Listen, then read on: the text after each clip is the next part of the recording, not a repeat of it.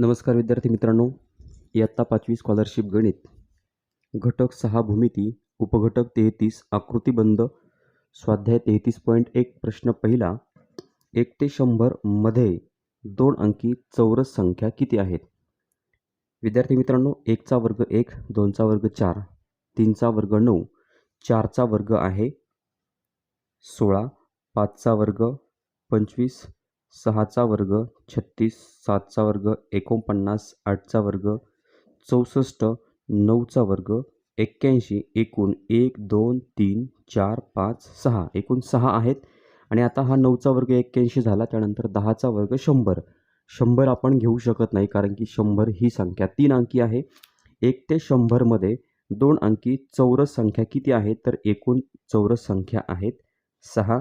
हे आपलं योग्य उत्तर आहे. चौरस संख्या ज्याला आपण वर्गसंख्या म्हणतो, म्हणजे दिलेल्या संख्येला त्याच संख्येने गुणले असता जे उत्तर येतं त्याला आपण चौरस संख्या किंवा वर्गसंख्या म्हणतो.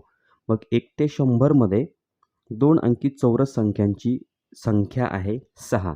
म्हणजे पहिल्या प्रश्नाचं योग्य उत्तर पर्याय क्रमांक 3, 6.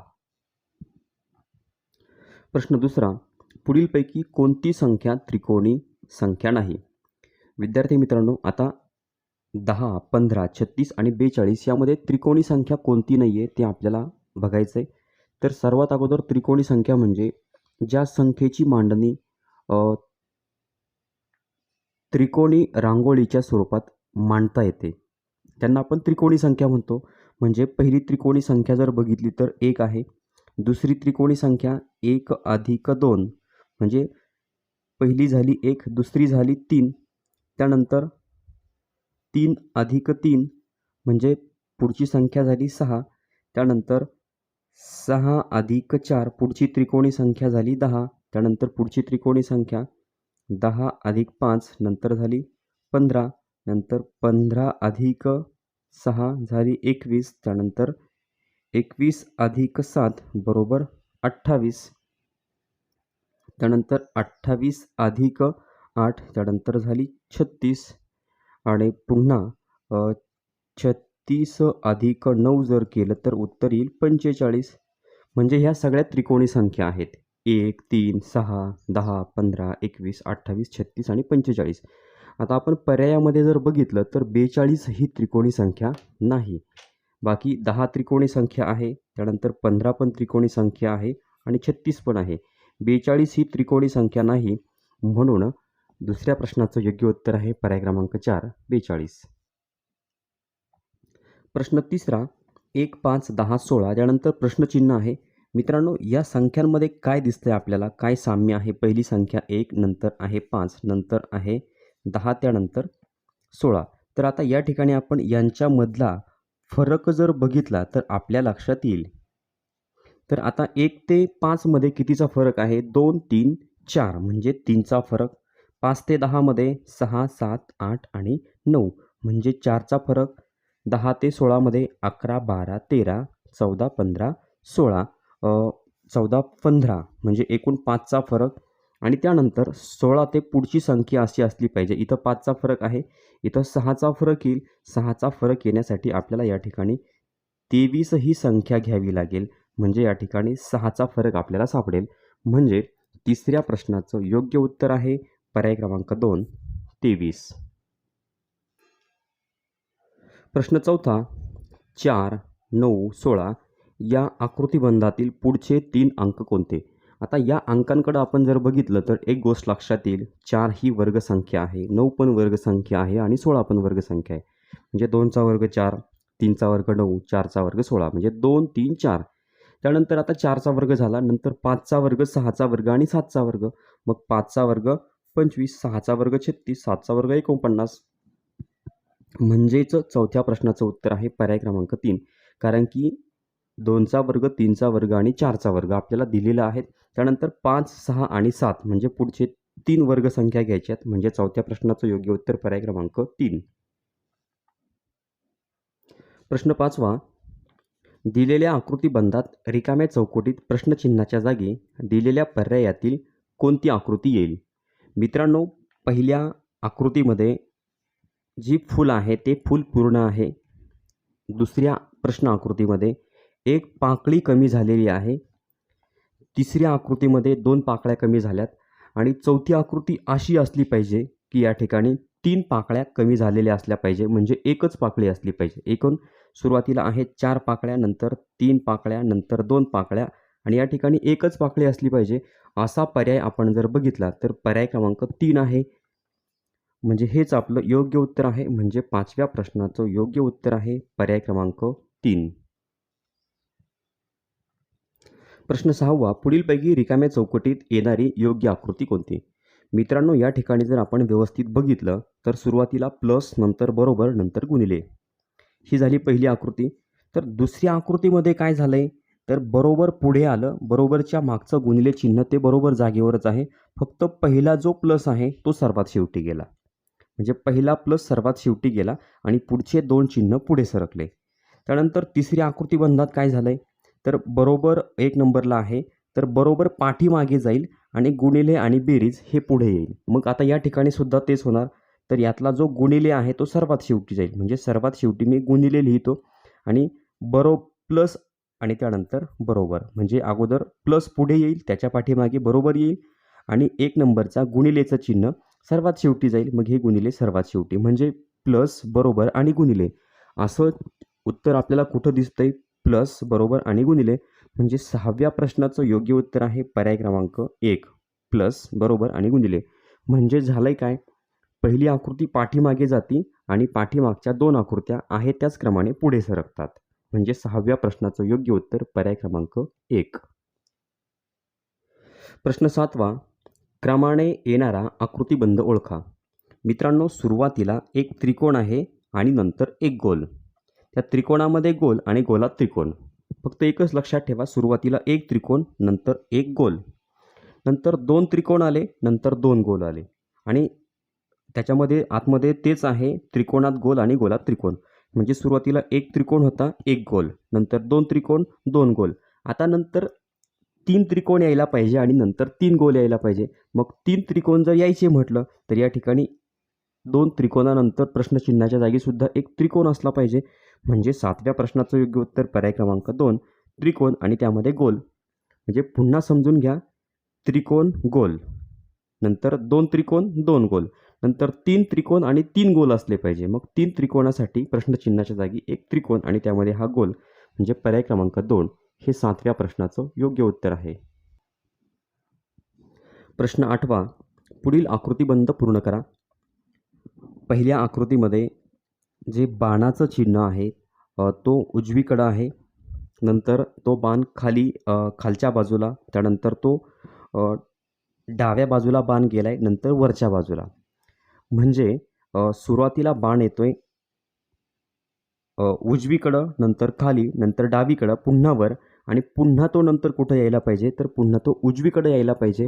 मग उजवीकडे बाण आहे असा पर्याय आपल्याला कुठं दिसतो? म्हणजे प्रश्न आकृती 1 मध्ये जसा बाण आहे तसाच बाण असला पाहिजे. तर असा बाण आपल्याला दिसतोय पर्याय क्रमांक 3 मध्ये. म्हणजे 8व्या प्रश्नाचं योग्य उत्तर आहे पर्याय क्रमांक 3. अतिशय सोपा प्रश्न. उजवी बाजू खाली, डावी बाजू वर, त्यानंतर पुन्हा उजवी बाजू खाली, डावी बाजू आणि वर, हा आकृतिबंध या ठिकाणी आपल्याला दिसतोय. म्हणजे 8व्या प्रश्नाचं योग्य उत्तर पर्याय क्रमांक 3. प्रश्न 9वा, पुढीलपैकी कोणती आकृती प्रश्नचिन्हाच्या जागी येईल? मित्रांनो, सुरुवातीच्या आकृतीमध्ये एक गोल आहे आणि 4 बाण आहेत. तर त्यानंतर दुसऱ्या आकृतीमध्ये खालचा बाण या ठिकाणी कमी झालाय. तिसऱ्या आकृतीमध्ये खालचा आणि डाव्या बाजूचा एक बाण कमी झालाय. म्हणजे बघा, दुसऱ्या आकृतीमध्ये खालचा बाण कमी होता, तिसऱ्या आकृतीमध्ये खाली पण बाण नाहीये आणि डाव्या बाजूला सुद्धा जो बाण आहे तो पण कॅन्सल झालाय. आता पुढच्या आकृतीमध्ये काय व्हायला पाहिजे? खाली पण बाण नको आहे, डाव्या बाजूला पण बाण नको आहे आणि वरच्या बाजूला पण बाण नको आहे. फक्त बाण कुठे पाहिजे? तर बाण उजव्या बाजूला पाहिजे. तर असा पर्याय कुठं दिसतोय? तर असा पर्याय दिसतोय पर्याय क्रमांक 3 मध्ये.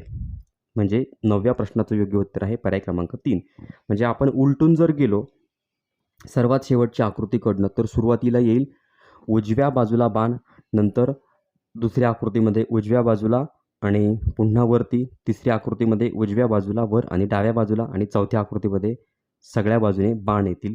म्हणजे 9व्या प्रश्नाचं योग्य उत्तर आहे पर्याय क्रमांक 3. प्रश्न 10वा, पुढील आकृतिबंध पूर्ण करा.